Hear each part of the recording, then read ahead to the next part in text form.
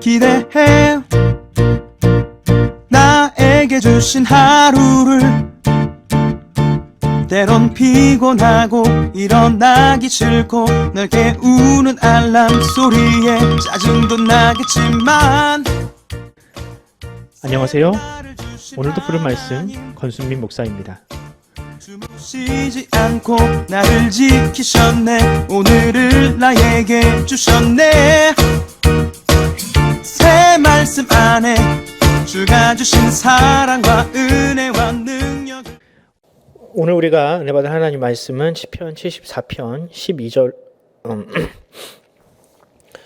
오늘 우리가 은혜 받을 하나님 말씀은 시편 74편 1절로 2절입니다. 아삽의 마스길. 하나님이여 주께서 어찌하여 우리를 영원히 버리시나이까.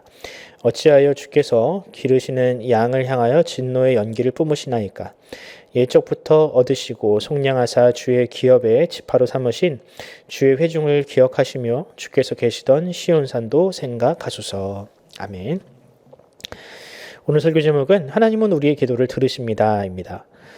신앙생활을 하다 보면 참 이해할 수 없는 일이 일어나 혼란을 느낄 때가 많습니다. 하나님은 분명 사랑이시라고 하고 정의를 사랑하는 분이라고 하시지만 현실을 보면 그런 정의와 공의, 사랑은 너무나도 이 괴리가, 현실과 괴리가 있기 때문입니다. 분명히 하나님께서 창조하신 세상인데 왜 세상은 하나님의 성품과는 정반대되는 일들이 이렇게 많이 일어날까? 왜 이 땅에는 전쟁이 일어나고 거짓말하는 사람이 승승장구하며 또 오히려 정의를 외치고 정직하게 사는 사람이 힘들게 살 수밖에 없을까? 사실 이런 질문은 신앙인들만 하는 것이 아닙니다. 교회를 다니지 않는 사람도 어렴풋이 신의 존재에 대한 인식이 있기 때문에 다음과 같은 의문을 품게 됩니다. 근데 성경, 특히 이제 시편을 보면 이와 같은 질문이 많이 등장을 합니다. 시편을 기록하는 사람이라면 적어도 하나님을 향한 믿음이 매우 깊은 사람 아니겠습니까? 근데 그런 그들이 이런 질문을 할 때에는 얼마나 심각한 고난이 있었겠습니까? 도대체 얼마나 심각한 고난이었길래 그들이 하나님을 향하여 이런 질문을 할까요? 또 그런 질문을 하기까지 얼마나 심한 내적 갈등이 있었겠습니까? 혹시 내가 하나님 앞에서 어떤 범죄를 했기 때문에 이런 고난을 내게 주신 것은 아닐까? 하나님이 그 죄로 말미암아 나를 버리셨는가? 이런 질문, 이런 번민이 오히려 그들에게 더 큰 스트레스였을 것입니다. 이런 상황에서 시편 기자는 어떤 선택을 할까? 하나님이 없다고 하면서 그 믿음을 버리나요? 아니요. 오늘 시편 74편을 보면 그들은 하나님께 기도하고 있습니다. 그래서 오늘은 이 시편 74편을 묵상하면서 과연 우리가 평생 신앙인으로 살아가면서 어떤 위기, 이 위기 앞에서 어떤 기도를 드려야 할지, 또 하나님은 어떤 기도를 기뻐하시는지 살펴보는 시간을 가져보도록 하겠습니다.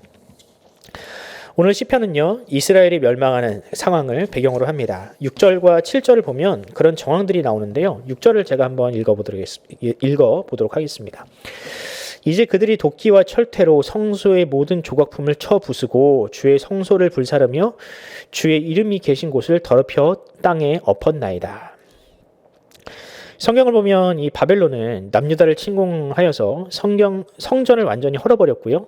성전의 기물들을 자국으로 가져가 그것들로 술을 담아 마셨으며 또 이 자신들이 섬기는 우상 창고에 그것을 전시해 놓았습니다. 이것은 일종의 자신들의 신이 이 패자의 신보다 더 강하다라는 것을 보여주는 일종의 세레모니였습니다. 남유다 백성들은 이런 모습에 충격을 금할 수 없었죠. 왜냐하면 자신들이 바벨론에게 패배한 것은 그럴 수 있지만 어떻게 하나님의 성소가 그렇게 회파될 수 있는지 이게 이해할 수 없었던 겁니다. 적어도 하나님이 살아계시다면 자신의 이름으로 세워진 성전은 절대로 저렇게 무너지게 둬서는 안 된다. 이런 생각이 그들에게 있었는데, 그래서 이 성전을 가지고 있는 우리는 그래도 안전하다 이런 생각이 있었는데 이 생각이 여지없이 무너지게 된 것이죠. 시편 기자는 이런 상황을 보면서 이런 기도를 드리지 않을 수 없게 되었습니다. 오늘 본문 1절을 한번 다시 읽어보도록 하겠습니다. 하나님이여 주께서 어찌하여 우리를 영원히 버리시나이까. 어찌하여 주께서 기르시는 양을 향하여 진노의 연기를 뿜으시나이까. 시편 기자는 이 상황이 하나님의 진노로밖에 해석되지 않았습니다. 물론 그 해석이 틀린 것은 아니고요. 그렇지 않고서야 하나님의 백성인 자신들이 이렇게 핍박에 내몰릴 수는 없다고 결론을 내린 것이죠. 그래서 그는 더더욱 하나님께 기도로 매어 달렸습니다. 물론 회개를 할 수 있는 회개를 할 수도 있었겠지만 그들에게 지금 회개보다 더 급한 것은 무엇이냐? 하나님의 은혜였습니다. 2절 말씀을 한 번 더 읽어보겠습니다. 옛적부터 얻으시고 속량하사 주의 기업의 지파로 삼으신 주의 회중을 기억하시며 주께서 계시던 시온산도 생각하소서. 시편 기자는 이스라엘을 하나님의 백성으로 삼으시고 시온산에서 함께 하시던 그 시절을 지금 떠올리고 있습니다.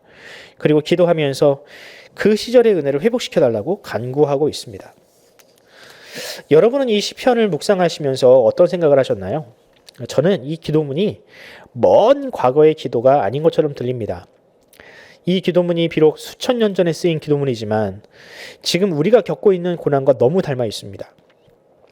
당시 남유다는 바벨론 군대로 인해서 생활 기반이 무너지고 성전이 초토화되어 더 이상 예배를 드릴 수 없게 되었습니다. 지금은 어떤가요? 지금도 역시 마찬가지로 우리가 비슷한 고난을 겪고 있습니다. 자영업자들과 소상공인들은 생계의 위기로 인하여 절망하고 있고 그나마 마음의 위안을 주던 예배마저도 쉽게 참석할 수 없게 되었습니다. 이런 상황에서 우리는 어떤 기도를 해야 할까? 시편 기도는 우리에게 이런 해답을 제공합니다.